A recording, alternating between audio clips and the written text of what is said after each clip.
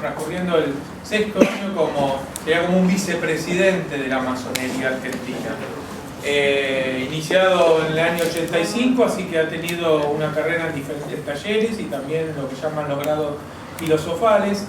Y un gran conocedor de la historia de la masonería argentina, todavía nos adeuda algo escrito, sabe mucho, tiene mucho conocimiento oral, pero muchos le reclamamos que escriba algo, todo ese conocimiento en papel. Así que, bueno, con esta breve presentación te dejamos con tu disertación sobre la masonería, historia y presente. Bueno, muchísimas gracias. Sí, es una deuda que tengo pendiente, algunas cosas he escrito. Bueno. Pero tengo que compendiarlas y todo lo demás. Les agradezco a todos ustedes la oportunidad que me brindan de hablar de un tema que aparece oscuro. Se han tejido muchas leyendas en relación a la participación de la masonería en el ámbito internacional, en el ámbito local. Y después, cuando concluyamos la charla, ustedes van a ver que en realidad las ideas políticas y sociales de la masonería han triunfado en el mundo y han triunfado en Argentina también. Y resulta que nosotros somos los malos de la película. Y eso tiene una explicación, porque si bien es cierto que hemos logrado imponer toda nuestra concepción de ideas en la sociedad, hemos perdido lo que se denomina la batalla cultural. Porque los que perdieron son los que manejaron la educación y la cultura durante todo este año, durante todo este periodo, y ahora se reciclan, y por los que nos condenaban y nos excomulgaban antes, ahora resulta que son los abanderados de la República Democrática, anticlerical y todo eso. Bienvenido sea, porque nosotros esas son posiciones que las venimos manteniendo desde el año 1700, más o menos. Después vamos a ver cuáles han sido los enfrentamientos con las iglesias y cuál es la concepción de religión que tiene la masonería. En realidad, el enfrentamiento con la iglesia, me voy a ir adelantando un poquito, no ha sido religioso. No hay una sola condena religiosa de la iglesia. Todas las condenas son políticas. Cada vez que la iglesia perdió poder político en el ámbito terrenal y temporal, condenó a la masonería. Ahora bien, por eso va a ser un tema que lo vamos a hablar ahora un poquito avanzada la charla.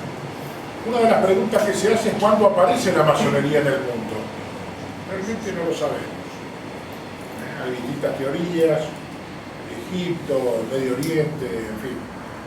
Y la realidad es que aparecen masones operativos en los antiguos gremios medievales que se dedicaban a trabajar y a construir las catedrales y tenían el secreto de la construcción. Si ustedes van a Europa, todas las grandes catedrales de Europa tienen símbolos masónicos. Ocurrió el año pasado, el anteaño, una situación muy graciosa. Nosotros hicimos un congreso sobre educación en Salta y habíamos alquilado un hotel, que nosotros no sabíamos, al frente de la catedral. Entonces, cuando fuimos, nos habla el intendente, me dice, mire, tengo acá una queja del obispo, dice que un congreso masónico no puede estar al frente de la iglesia, porque, ¿y cómo? ¿Por qué? ¿Y cuál es el problema? Porque no pueden haber símbolos masónicos al frente de la iglesia. Entonces le digo, mire, si es así, dígale al obispo que hay que destruir toda la catedral, porque en el frontispicio está precisamente la alegoría del gran arquitecto del universo con el triángulo que todo lo ve, y adentro hay un montón de símbolos. Entonces, bueno, parece que se lo dijeron y dijeron, bueno, en lugar de estar de frente, nos corrieron al costado de la casa.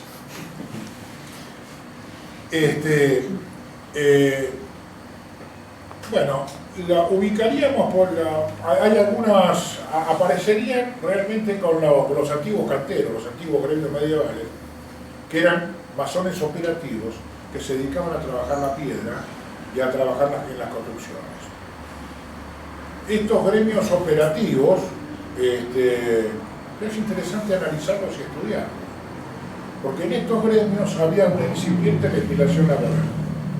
Por ejemplo, tenían la jornada limitada de labor, tenían la prohibición del trabajo nocturno, tenían el descanso para el culto, que eran los días domingos, tenían el concepto de salario justo, y además tenían digamos, una parte muy arcaica de sistema previsional. Ellos lo que hacían en cada reuniones, pasaban con un saquito, que es lo que se llama el saco de la viuda.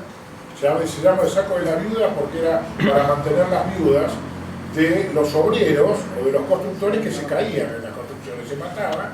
Entonces las mujeres realmente en esa época no tenían ningún tipo de protección, se morían de hambre, los mantenía la logia, los mantenía el gremio, o los que se accidentaban los cuidaba el gremio. Un sistema arcaico. Ahora, lo que es interesante, que estos gremios funcionaron en el año 1100-1200, y la humanidad, para universalizar todos esos derechos que tenían los masones operativos, tardó 1000 años. Todos esos derechos mejorados son los que se implementan durante el siglo XX. Y después aparece un gran debate, como consecuencia de la aparición del modernismo, del racionalismo, del iluminismo, si la masonería se iba a quedar como operativa o si iba a incorporar, ¿no?, miembros que no pertenecían a la construcción y empezaban a construir lo que dijo recién la disertante, empezar a construir su templo interior, empezar a trabajar y a formarse. Hubo un gran debate y en 1717 decidieron incorporarlos. La masonería pasó de ser operativa a ser especulativa, y en el año 1717 se conforma la Gran Logia de Inglaterra, protestante, inmediatamente se conforma la Gran Logia de Escocia, católica, y la Gran Logia de Irlanda, católica. La que empiezan a crecer es la Gran Logia de Inglaterra y la Gran Logia de Escocia. ¿Por qué les voy a decir esto? Porque tiene una importancia decisiva para saber qué tipo de masonería operó en todo el proceso de independencia americana. Empiezan a rivalizar por el trono inglés, son derrotados las logias escocistas y católicas, se trasladan a Francia y ahí conforman el Gran Oriente francés. Esa masonería escocita, que nosotros somos signatarios de ella, se transforma de monárquica en republicana, laica y profundamente social, democrática y social. Esa masonería francesa es la que va a tener una decisiva participación en todo el proceso de emancipación americana. Y después está la masonería inglesa, que es conservadora, teísta, y además propone la monarquía constitucional. Son dos cosas, si bien es cierto que son todos masones, pero son total y absolutamente diferentes. Fíjense ustedes que la primera logia que aparece en Argentina es la logia de los franceses, que llaman, que dependía de lo que después fue el Gran Oriente francés, que tuvo un nombre sugestivo. Aparece en 1797 y se llama Logia Independencia, que es a la que se incorpora Belgrano y Castelli. Pero fundamentalmente tenemos que definir qué es la masonería. La masonería es una escuela iniciática porque se inicia un camino de perfección, muerte y resurrección, como decía. La muerte de las pasiones profanas y la aparición de un nuevo hombre con virtuoso, con principios y valores éticos y todo lo demás. Pero fundamentalmente es una escuela de conocimiento y de conducta. Es una escuela de conocimiento porque cuando uno ingresa, se le dice al masón que tiene que asumir un solemne compromiso que no puede vegetar. Hay estudios que dicen que, por ejemplo, distintas etapas en la vida del hombre donde empieza a vegetar, acumuló conocimiento y después los aplica y no incorpora más. El profesional dice que a partir de los 30 años, la masonería propone que no debe vegetar jamás y debe incorporar conocimiento hasta el fin de sus días. Yo he tenido un hermano masón, murió a los 94 años y se sorprendía por todo lo que estudió y todo. Y después una conducta ética. Los valores éticos son muy importantes. y se le exige al masón tener una conducta ética hasta el fin de su vida.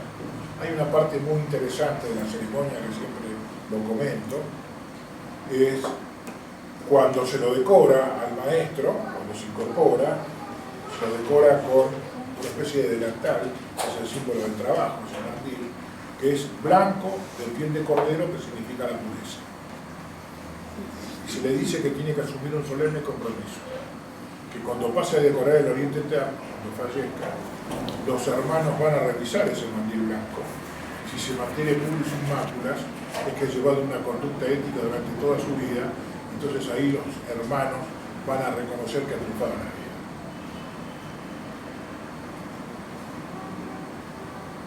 ¿Cuáles son los principios que sustenta la masonería? Libertad, igualdad y fraternidad. ¿Cómo se llega? A través de la ciencia, de la justicia y del trabajo. Esta es una de las pocas instituciones que se busca la perfección, se busca el conocimiento último de las cosas a través del trabajo, tanto físico como intelectual. Eso es lo que diferencia de otras. Una de las preguntas que nos preguntan siempre, nos dicen siempre, ¿es una secta, es una religión? No es ni una secta ni una religión.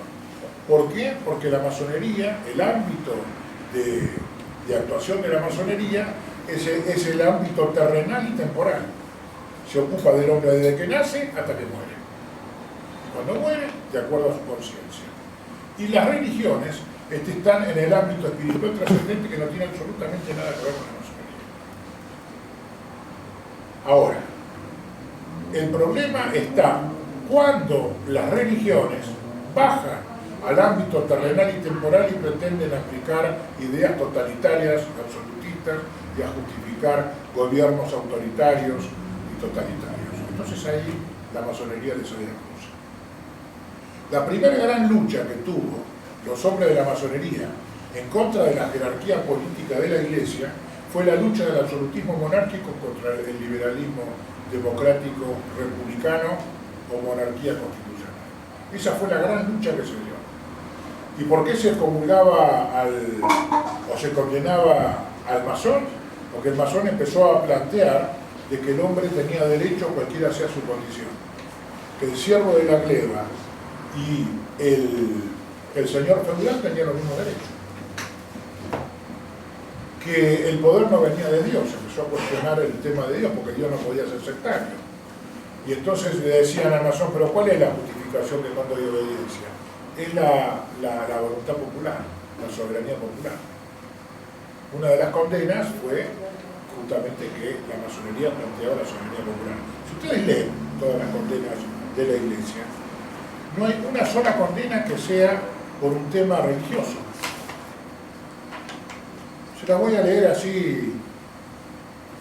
La condena por ser laicos, el laicismo, la Iglesia lo ha adoptado, el Papa ha dicho que son laicos, separación de Iglesia y Estado y neutralidad de los espacios públicos del Estado.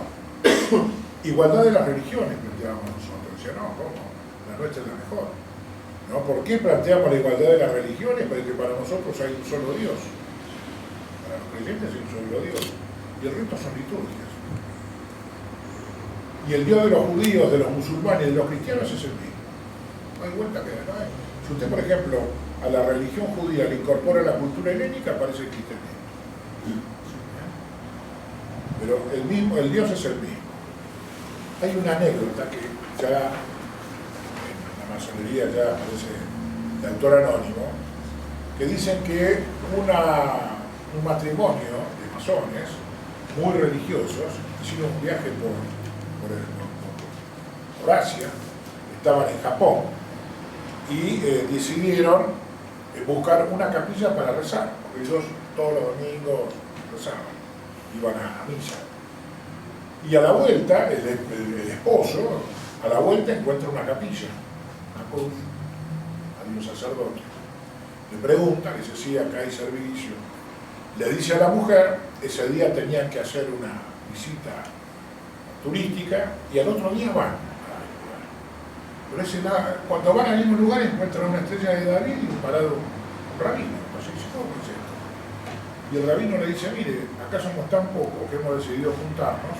En tales días hay servicio católico tales días hay servicio judío. Y entonces ella le dice, pero ¿y qué bacana? ¿Y no hay alguna otra iglesia por acá? No, no hay ninguna. Bueno, es una pena, dice, me voy decepcionado. El rabino le dice, ¿por qué se va decepcionado? Y porque no puedo ir a misa como iba siempre, comunicarme con Dios. Dice, mire, el Dios de los judíos y de los cristianos es el mismo. Acá no es otro. Este es un lugar consagrado.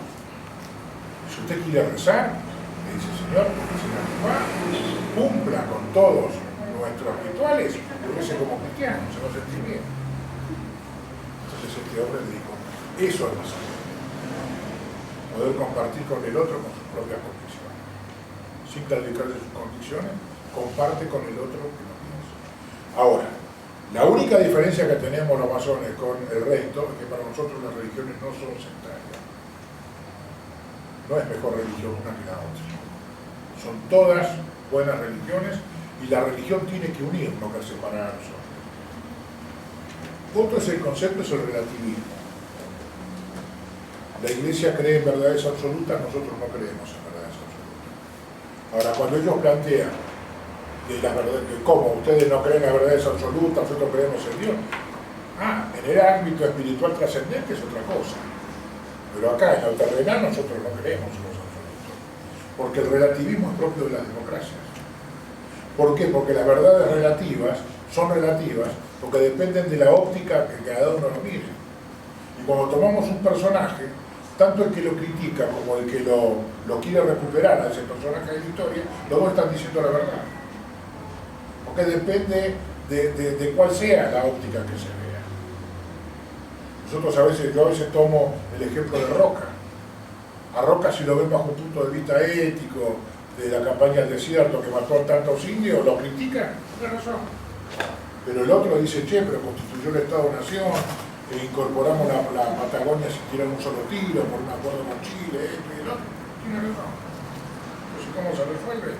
Aceptando la diferencia. El relativismo es propio de la democracia. Los absolutismos en el ámbito terrenal es propio del totalitarismo. Y después fíjense por qué no se comulgan, por creer en la libertad de cultos. Ahora, fíjense, en la igualdad de las religiones nos atacan, pero el Concilio Vaticano II aceptó el diálogo interreligioso. Si acepta el diálogo, las considera un nivel de igualdad. Por la educación laica, por el matrimonio civil, por el divorcio, la libertad de imprenta, el sufragio universal, la separación de la Iglesia y del Estado, entre otros temas. Bueno, todas estas condenas han quedado anacrónicas, han sido anacrónicas totalmente.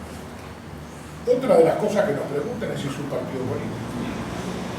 No es un partido político, pero están contenidas dentro de la masonería todas las aventuras del pensamiento. El que ponga el acento en la libertad será de centro derecha, el acento en la igualdad de centro izquierda, están contenidos ahí y están obligados a tolerarse. Están obligados a conseguir, primero cuesta. En masonería se enseña a escuchar. Porque cuando la otra persona está leyendo un trabajo, yo no puedo discutirle y ponerme en contra. Si estoy en contra, le hago otro trabajo para la próxima tenida.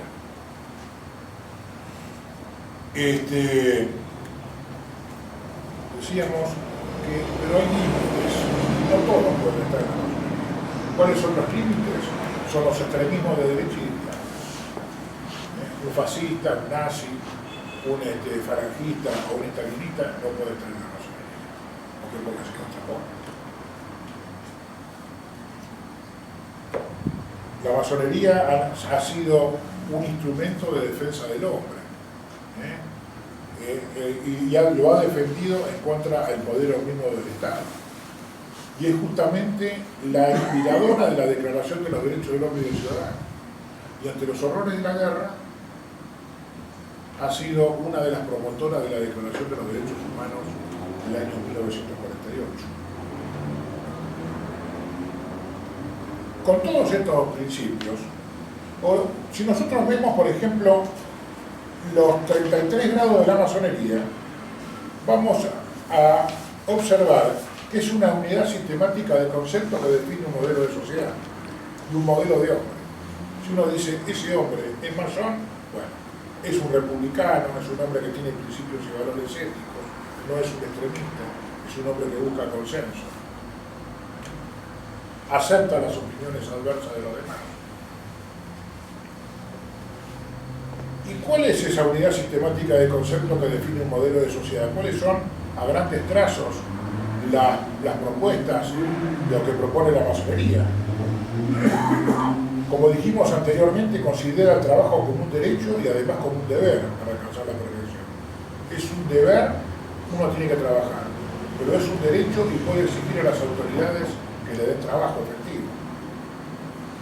Defiende, por ejemplo, el derecho de resistencia a la opresión, es un distinto grado. El derecho del habeas corpus, el derecho de extradición, la división de poderes, fundamentalmente con controles recíprocos, la periodicidad de los mandatos de sus gobernantes. Por eso propone siempre un proyecto nacional a largo plazo. ¿Y cuándo hay un proyecto nacional? Cuando el proyecto trasciende la vida útil de la dirigencia política. Entonces, termina el mandato y se sigue con los grandes objetivos nacionales. Vamos a ver que en Argentina, cuando la masonería empieza a retirarse en la década del 30, desaparecieron los grandes objetivos nacionales. Pero cuando hubo un objetivo nacional fue altamente exitoso en Argentina. Por ejemplo, el proyecto educativo. Por ejemplo, el desarrollo de la legislación laboral y social durante todo el siglo XX. Lo cumplieron todos los gobiernos. Por ejemplo, el desarrollo nuclear. Tanto gobiernos dictaduras como gobiernos democráticos continuaron el desarrollo nuclear a través de la Marina, Castro Madero y todo lo demás, y en este momento la Argentina está a la cabeza de las naciones latinoamericanas en materia de manejo del átomo y de desarrollo nuclear. Estamos en el pequeño núcleo de países que tienen el dominio del átomo. Solamente por ponerse de acuerdo. Se opone a la lucha de clases. Esto es básico y fundamental. ¿Por qué se opone a la lucha de clases? Porque plantea la movilidad social ascendente, que es precisamente lo que ocurrió durante todo el siglo XX en Argentina, producto de la educación pública gratuita y laica.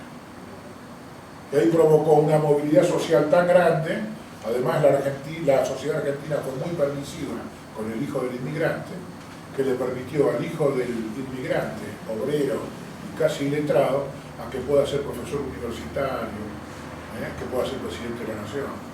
Fíjese que el producto de esa sociedad, a partir de la década del 50, todos los presidentes argentinos han sido hijos o nietos de la pobreza. No son hijos o nietos de la aristocracia, como ocurre en otros países. Movilidad social ascendente que está en crisis, como que está en crisis la educación. De la educación popular se ha pasado a una educación estratificada. Proclama la libertad de cultos y de conciencia y como corolario el principio del laicismo y defiende fundamentalmente la educación popular. Todos estos principios y todos estos valores la masonería los ha puesto, ha trabajado tanto a nivel mundial como a nivel nacional y ha participado, hombres de la masonería, en distintos procesos de la historia. Por ejemplo, en las invasiones inglesas. Ahí actúa la Logia Independencia y la Logia San Juan de Jerusalén para esta parte de América. Si ustedes ven la historia hacia grandes trazos, van a advertir que la primera invasión inglesa es un desfile, vienen 1200 ingleses, que prácticamente un desfile militar se les permite que vengan a Buenos Aires. ¿Por qué? Porque ellos creían que venían a cumplir un pacto que habían acordado con Francisco de Miranda, y acá participa Saturnino Rodríguez Peña, representando al virreinato del Río de la Plata, donde las tropas inglesas iban a apoyar el movimiento emancipador, pero no se iban a adueñar de esta tierra. Cuando Beresford, que era masón, se hace nombrar gobernador de Buenos Aires, cosa que está oculta en la historia argentina, y gobierna Buenos Aires durante 40 días, ahí nomás la logia lo encomienda a Castelli. Castelli le exige el cumplimiento del acuerdo, él dice que no, y se va y le dice: se inicia la reconquista de Buenos Aires. Cuando viene la segunda invasión inglesa, 12.000 hombres, que en realidad es la consolidación de la primera, y llegan a Montevideo, no pueden tomar 12.000 hombres la ciudad de Buenos Aires, que fue una de las epopeyas y de las luchas más importantes de la historia argentina. Tengan en cuenta ustedes que la población de Buenos Aires es de 40.000 almas, 8.000 en capacidad de combate. Pero pelearon los niños, pelearon las mujeres, pelearon los abuelos, peleó todo el mundo. Y derrocaron al ejército más importante del mundo.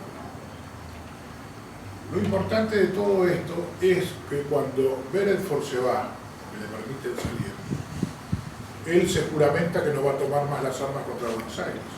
Cuando llega a Montevideo, se encuentra con la Armada y le dan el mando y él le dice: yo estoy juramentado masónicamente y me voy en misión diplomática a hablar con su majestad británica. ¿Cuál era? ¿Qué iba a cumplir él? ¿Qué iba a buscar él? De que Inglaterra cumple el acuerdo, que apoye el movimiento emancipador, pero con la independencia de esta tierra. Yo leí el informe de un oficial inglés, porque la estructura de los ingleses es así. Los oficiales normalmente son ingleses y los que pelean son irlandeses, neozelandeses, etc. Los que vinieron acá eran ingleses católicos, irlandeses católicos. Y cuando se inicia la reconstrucción, ¿no? Le tiraban, ¿qué hacían los que defendían Buenos Aires? Subían a los campanarios y tiraban de ahí, y ellos se negaban a reprimir porque eran católicos. Y muchos de esos irlandeses se vieron reflejados en el pueblo de Buenos Aires porque a ellos les pasaba lo mismo. Estaban bajo dominio inglés y muchos se pasaron a las filas de los hombres de Buenos Aires. Como por ejemplo Tomás Cray, que fue un artillero muy importante que después peleó en la batalla de Tucumán. Y ahí aparecen apellidos que hasta hoy subsisten, por ejemplo Pérez Colman. Un Colman se casó con una Pérez, cambiaron el apellido y vienen de ahí. Y una serie de... El tema es, bueno, a partir de ese momento, los masones, aparece el cuerpo de patricios y todo lo demás, empiezan a tomar conciencia de su propia fuerza. En el año 1810 vuelve a actuar la logia Independencia. La junta del 25 de mayo no fue una junta elegida pacíficamente, sino que fíjense cómo se ve el proceso. El 22 lo derrocan al virrey, renuncia el virrey. El 24 de mayo el virrey da un contragolpe y forma una junta de gobierno presidida por él. Y ese mismo día se reúne en la casa de Nicolás Rodríguez Peña la logia y deciden derrocarlo. Entonces, los que participaban de esa primera junta eran Saavedra y Castelli, como criollos, y había otros que eran peninsulares. Inmediatamente se entrevistan los dos, le exigen la renuncia al virrey, el virrey no quiere renunciar y hay movimiento de tropas. La que tenía mayor capacidad de fuego era el regimiento de Patricio. Y convocan el renuncio y convocan un cabildo abierto. Y a mano alzada, Beruti pone el nombre de todos los miembros de lo que nosotros conocemos como la primera junta. Y estaban Beruti y French y Beruti, que en realidad eran los piqueteros, eran unos piqueteros que se llamaban los pistoleros de Chispa, los fusileros de Chispa, que estaban en Plaza de Mayo, ¿no? Y impedían el ingreso de los que estaban en contra de la Junta. Y cuando si Belgrano movía el pañuelo, entraban a degüello. Entonces, o se imponía la Junta. Realmente fue una Junta revolucionaria. El tema de la Iglesia es importante, ellos también lo tienen oculto, pero es importante analizarlo. En la Iglesia se produce un corte transversal, digamos, un corte sismático, dirigido por el Diego Estanislao Zavaleta, que después fue rector de la Catedral de Buenos Aires. Diego Estanislao Zavaleta se enfrenta con el obispo Lué y él da un sermón donde justifica teológicamente la Revolución de Mayo. Después se muere el obispo Lué, él accede es uno de los grandes intelectuales de la época, es el que